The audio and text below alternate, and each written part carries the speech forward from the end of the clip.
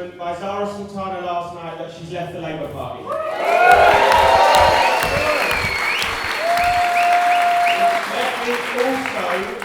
Let me also welcome the welcome that Jeremy Corbyn has just given on his social media to Zara Sultana's announcement. And in advance, let me welcome anyone else who welcomes it on social media during this meeting. And a special thank you to Andrew Feinstein for making sure that the timing of the announcement fitted perfectly with the opening rally at Marxism, so we got an exclusive scoop at the event. To see a left-wing MP, someone who was suspended from the Labour Party for opposing the brutal benefit cut, to see her leave the sinking ship of the Labour Party, to say that she is doing it in the interests of hope, and to reference the phrase socialism or barbarism, this is a very positive thing in British politics that we saw last night. And the call for a new left force in British politics is one that is desperately needed at the moment. It's needed because we have a Starmer government which lurches from crisis to crisis as it drives through attacks on working class people. It's needed because Reform UK have all the momentum in British politics, and Nigel Farage is setting the agenda. And we have been saying for many months now, and millions of people feel, that the left has to hit back. And so Zara Sultana's announcement last night, I think, has given a lot of people hope. I have had countless messages from friends saying, is this it? Is this finally happening?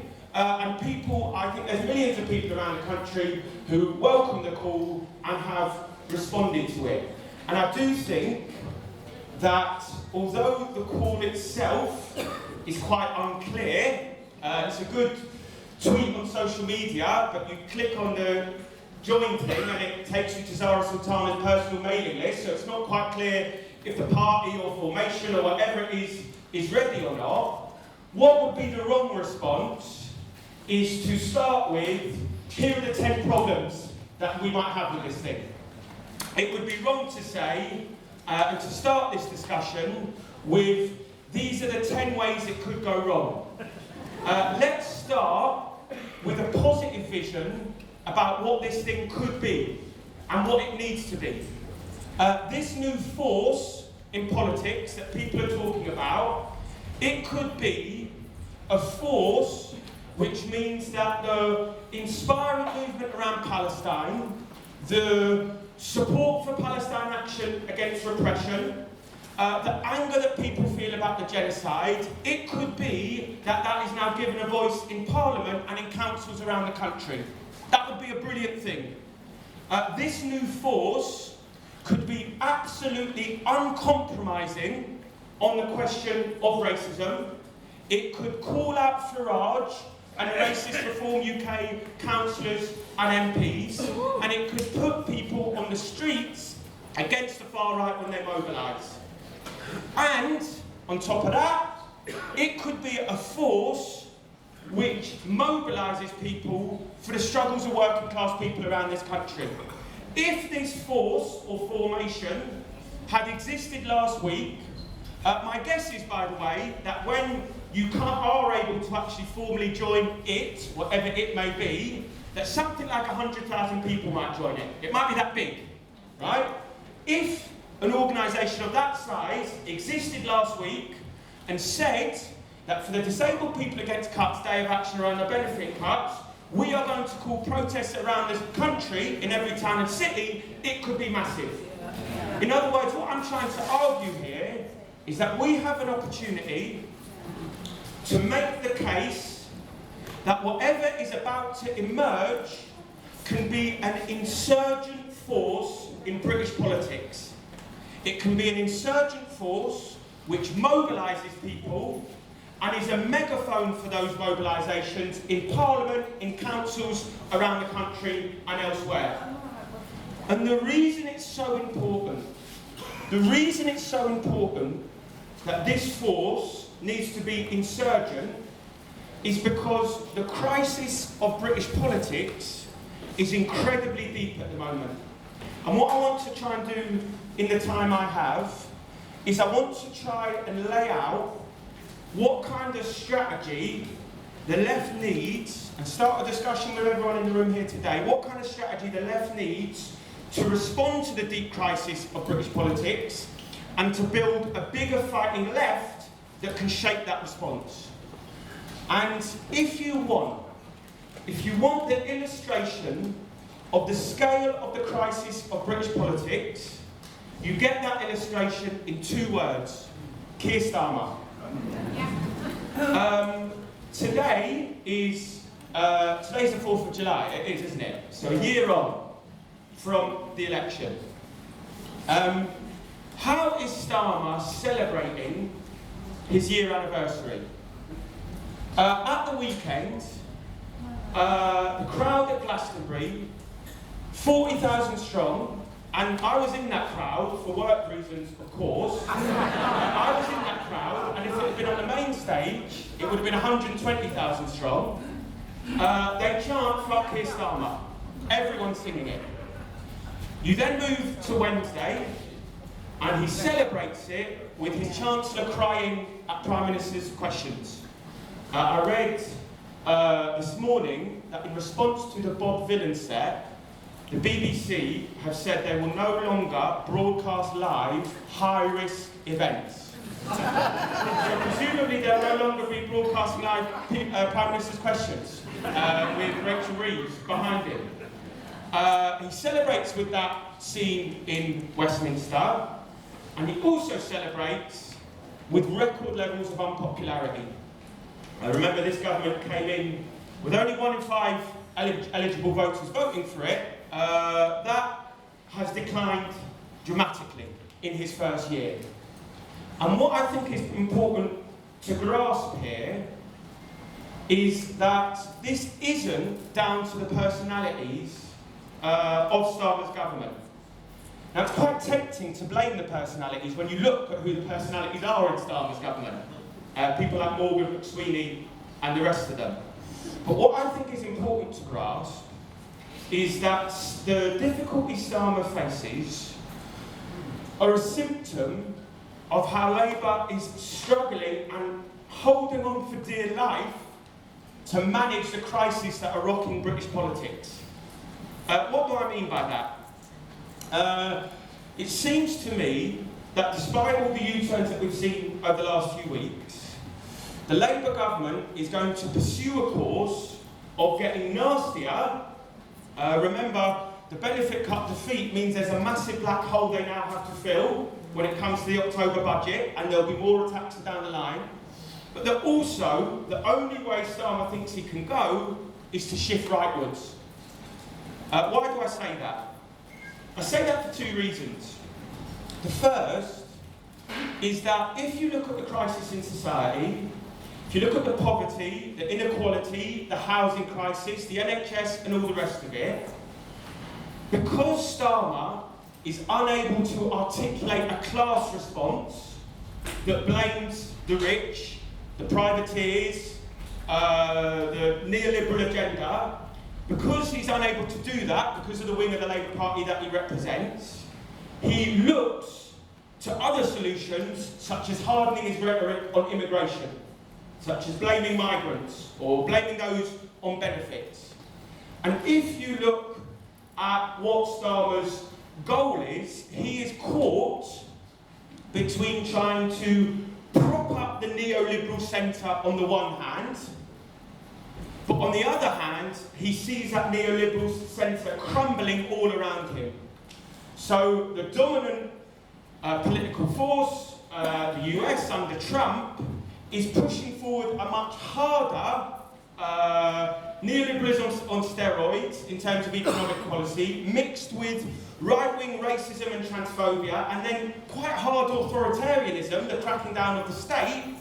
Starmer is struggling to prop up the existing neoliberal centre and to stay in line with Trump, and to hold on to Trump as he railroads through a more radicalised vision of how to deal with the crisis.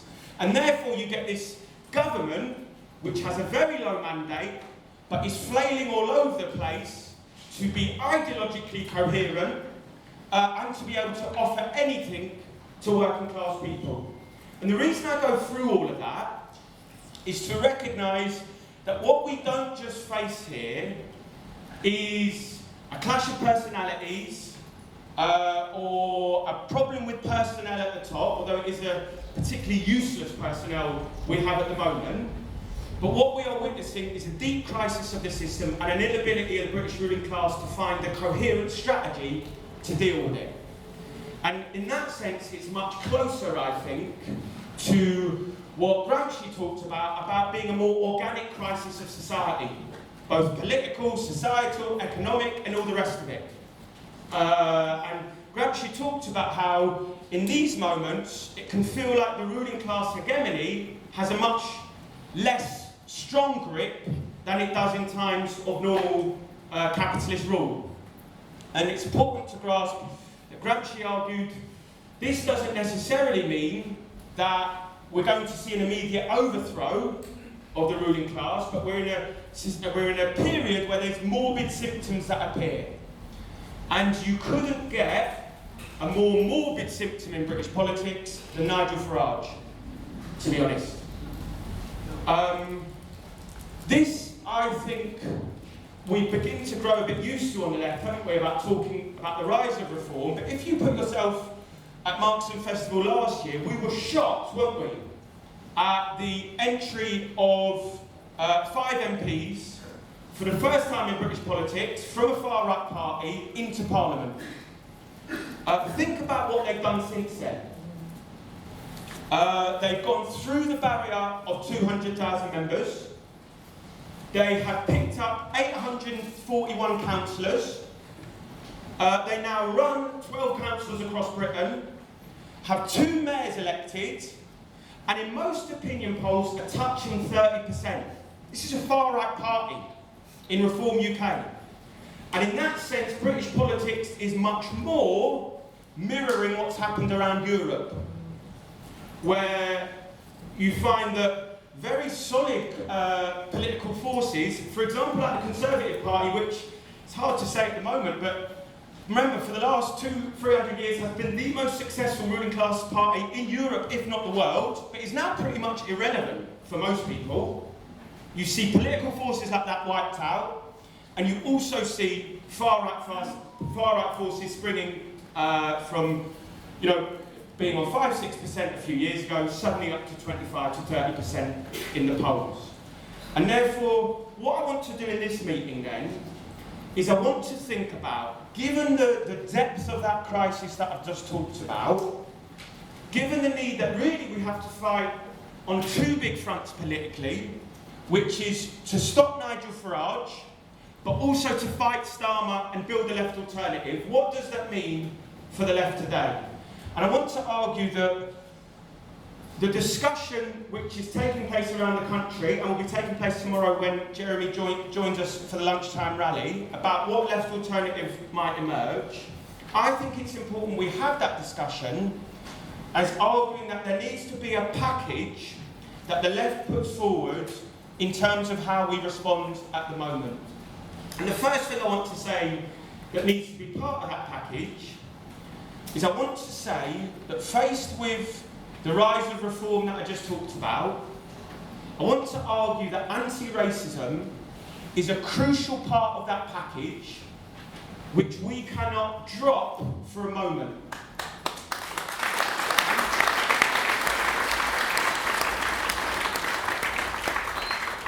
And the reason I say that is because there can be a simplified argument which says if you build the left, that will fight the right, and forces like reform will be beaten and go away. Don't get me wrong, we need to build the left. I'm going to come to that in a second. But if we're going to build the left, it needs to be an anti-racist left, and it needs to be a left that challenges the racism of reform.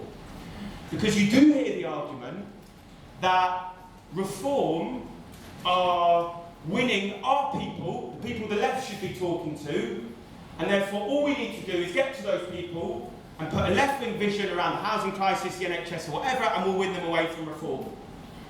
This argument is actually a bit crude, and when you look at the data, it doesn't actually stack up. If you look at the recent survey and research which was conducted by an organisation called Persuasion UK, what you see is that out of the Reform voters who voted for Reform in the 2024 election, 74% of them hadn't considered voting Labour for 20 years, since the 2005 election. So this is a different crowd than the people who vote Labour or the people who are to the left of Labour and usually look to Labour. And again, if you look at their breakdown, only 11% of Labour voters at the last election in 2024 were flirting with Reform. Only 11%. In other words, what Reform are doing is they are mobilising a right-wing and racist vote. Now, I'm not saying that every Reform voter is a racist we should write off. Of course not. We can put an argument to them and we can win some of them. But their voting bloc is one which is a right-wing bloc. And I think our job is to recognise that the way that Reform do that, the way that they mobilise that vote, is racism is central to that. That's the glue which holds the Reform project together. If you trace the political trajectory of Nigel Farage, which the International Socialism Journal did a very good article a couple of editions ago, you see that in the various guises Farage has reinvented himself in, racism has been a central part of his project. So his big breakthrough came around UKIP and the kind of little Englander, anti-Euro, anti-EU crowds. But immigration was always a hard driver of that, about mass immigration, open borders and all the rest of it. If you then look at the Brexit Party and what Farage did around the referendum, he made a lot of that the focus on immigration. And then if you look at the latest incarnation around Reform UK, I think you've seen him take a step further, where Farage has now really embraced the international project of the international far right, and echoes that language. He echoes the language, particularly around Islamophobia, and you saw that when Sarah Potchin, the Reform MP, got up in the House of Commons and talked about banning the burqa that Muslim women wear. So hard Islamophobia. You also see that although Farage keeps his distance, there are figures in Reform, and both Ben Habib and Rupert Lowe this week launched separate political parties. It's good to see them divided. But you see that there are elements in Reform which want a closer relationship with the hard far right and actually the fascist right around Tommy Robinson. And although Farage keeps his distance, look at his response to the riots last year, when he said, obviously he distanced himself from Robinson officially, but he gave the protesters and rioters a nod and a wink, didn't he? By saying we're not being told the full story, that maybe people do have the right to be angry and to feel rage. And therefore what I'm trying to argue is that yes, the left needs to get on the front foot, it needs to shape the crisis in society, it needs to have answers around housing, NHS and so on, but anti-racism, resisting the rise of transphobia that goes hand in hand with it, that's got to be a central element of what the left does going forward. Second thing I want to argue that is crucial for the left going forward is whatever project emerges, the strength of it will be whether it is a mouthpiece and whether it is a mobiliser to try and up the level of struggle against Starmer's government. And when I say struggle, I mean that on several fronts. It's clear from the U-turns that Starmer has made and the way he's been forced back that despite the landslide victory in terms of seats, the fact that he has such a low mandate and the fact that his government is so out of step means that often the attacks they make are actually done from a position of weakness. So if you look at the benefit cut U-turn, it's clear that the MPs, even people like Meg Hillier, who is by no means a left-wing MP, felt there was a class rage in Britain around the attacks on disabled people. The same is true for the question of the fuel poverty pension cut, and the same is true for the attacks around Palestine and Palestine action. My guess is that Starmer has severely miscalculated by going for the prescribing of Palestine action. The hypocrisy of it, the idea that the people putting paint in the RAF planes are terrorists who deserve harder sanctions and measures than the actual suppliers of genocide, I think is a feeling felt by millions of people in Britain. And the hypocrisy, people would have seen that the Labour MPs on that very day posed for a photo in Parliament celebrating the suffragettes and the non-violent direct action of the suffragettes while they voted to prescribe Palestine action, I think is a big feeling in Britain. And it's possible, and it's good to see, I think the movement, the Palestine movement, could make this ban unworkable. Not in a gung-ho way that risks people, and we shouldn't, and we should be careful, and obviously, follow legal advice and so on. But the mass movement of Palestine can respond, I think, to the attacks on Palestine action, to the attacks on Ben Jamal, and stop the war, and so on.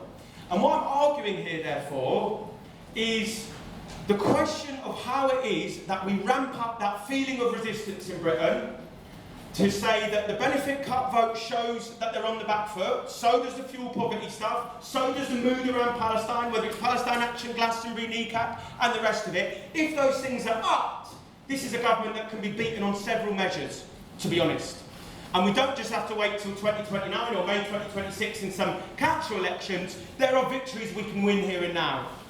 And certainly that's true of local areas like the Birmingham bins dispute, which if a new force existed, a new party, organisation or whatever, if, for example, 5,000 people joined it in Birmingham, that new party could say, the mega picket on the 25th of July, we're going to shut down all the 5 sites.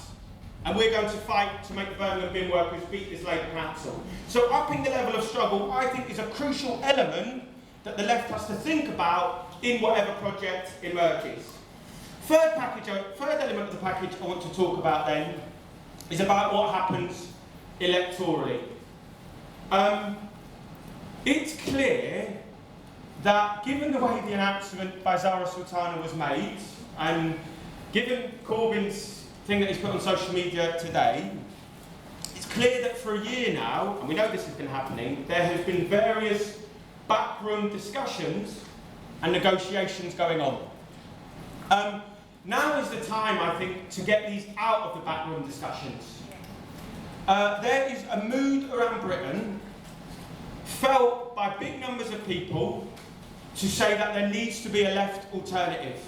And one of the things that needs to happen is these discussions need to start happening around the country, to be honest. One of the things I've been part of with We Demand Change, with Andrew Feinstein and Jeremy Corbyn, Salma Yaqub and others, is going around the country, doing summits and people's question times, and the thirst that people feel for some kind of left challenge is palpable. What that left challenge looks like, though, is something that I think is up for grabs.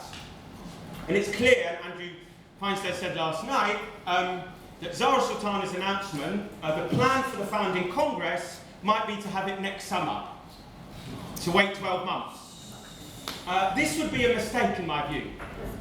There is a feeling in Britain now, and if we want to try and make this project an insurgent one, it's an urgent task to get it out there, to start the discussion about how we run the best possible challenge to give Starmer kicking at the ballot box in May 2026. But I think there's a much bigger question, which is to say, if we're talking about insurgent political force, we do have to think about the limits to what kind of limits would stop that, and we have to learn the lesson of some of the projects in the past, whether it's Syriza in Greece, whether it's Corbyn here, whether it's Podemos in Spain. We have to learn the limits about how projects with a big feeling, with a big mood, with a big level of support, the kind of pressures they come under, and how you resist them. And the way that you resist those pressures is you don't keep the project to backroom discussions. The way you resist those pressures is you try and root the project in as many of the struggles as possible. And here I want to be concrete. How are the candidates going to be chosen for May 2026 and beyond? One option is for there to be a backroom lash-up and an agreement between trade unions and ex-Labour people and so on. Another option is to say that between now and May 2026, we are going to throw everything into building the Palestine movement, building the struggles against racism, building the movement against the attacks that Starmer will bring with his new wave of austerity, and out of those movements we will identify community activists, leaders who can stand on a principled basis that says I am standing from the movement and I'm standing to amplify the movement. And it's possible, I think, if we approach it in that way, we could quite easily draw up 6 general principles of opposition to cuts, resistance to racism, standing with Palestine, support for LGBT+ rights, action on climate change, and the rest of it. You could get candidates across the country quite easily standing on that platform. And one of the slight worries I have is that if there's a focus on the top-level party manoeuvring, it will cut itself off from the most insurgent forces in society. The movement around Palestine, the resistance we've seen to the far right, and the feeling that exists in Britain. And therefore, when we talk about what strategy for the left, I think we have to argue that it is an urgency and there is a premium on building a left challenge, but that the politics of that left challenge at elections matters, and therefore putting it in the package of anti-racism and struggle being crucial is the best way at giving a lead to the feeling that exists in Britain. Because one of the things we have to remind ourselves is that in the situation we face of a deep crisis, yes, there are big pulls to the right, and the scale of the reform challenge is a big one, but when you think about the mood at Glastonbury, when you think about the support for NECAP, when you think about the solidarity movement for Palestine, the anti-racist resistance we've seen in this country over the last year, that is an army of people that we can mobilise and we can organise, and I think we can put a big argument to about what kind of vision is needed for the left to shape this crisis at the moment. And I think getting that right is of the utmost importance. The stakes are high here. It's good that everyone feels buoyed up by Zara Sultana's announcement. It's good, well, they're very buoyed up by it. It's good that people have been given a lift by the idea there can be a new left force in Britain. I think the vision of making that a radical insurgent force is one that can appeal to hundreds of thousands of people in this country, and I think our job is to try and make that a reality.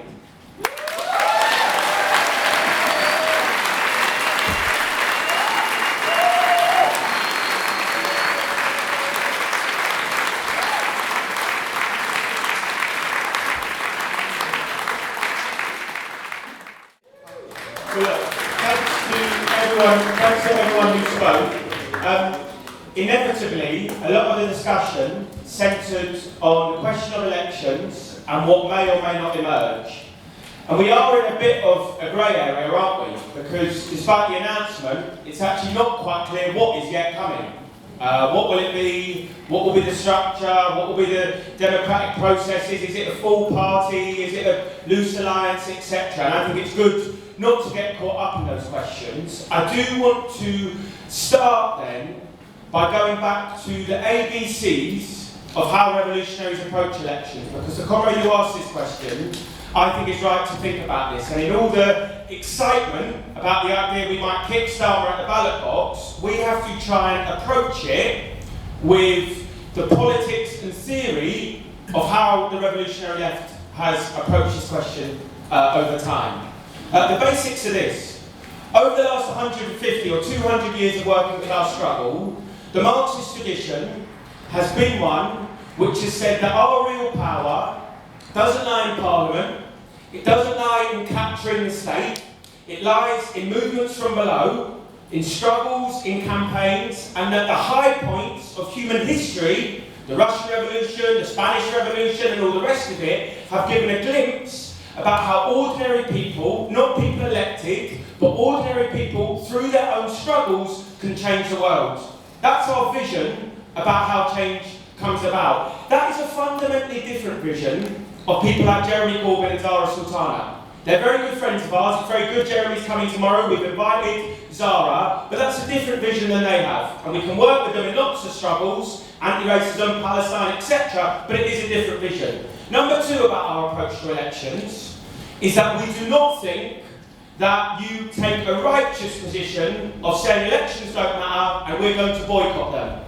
Actually, the radical left and the Leninist tradition, as the comrade from Ireland spoke about, is that you can use elections as a platform with which to build struggle. Not to have illusions in Parliament, not to think that the parliamentary process is going to bring about change, but you can use that platform as a megaphone to build the struggles for Palestine, strikes, anti-racism, and all the rest of it. What does that mean today? Let's look at an example about, well, let's look at the wrong way of using that platform. And let's look at the 4 Gaza MPs who were elected last summer. All of us celebrated when Shokat Adam, Adnan Hussein, Iqbal Mohammed, and Ayub Khan were elected as a left MPs alongside Jeremy Corbyn. They were elected, and they had 5 MPs, the same as Reform, by the way. If you look at what's happened since then, and I don't take pleasure in this, those 4 MPs have cut themselves off from the movement that elected them. They haven't been a megaphone for the Palestine movement, and in some cases, in the case of Ayub Khan in Birmingham, they denounced the bin strike that was happening there, and went against the bin workers. In other words, they got elected into Parliament and left behind the movement which led them there. That's not our kind of vision about what kind of left alternative we need. Now, what is going to be the dominant politics of what might emerge? It's going to be the politics of Jeremy Corbyn and Zara Sultana. Now, one thing we have to say is that the scope of what might emerge is massive. One of the things we learned today is that there are calls from the Labour right to remove the whip from every Labour MP who voted against the prescribing of Palestine action. Those Labour MPs should leave the party before they're pushed. That would be a good development. And we know that the scale of the call could be massive. It could be 100,000 people, it could be more who would join a new thing. But there will be questions that come about the question of politics.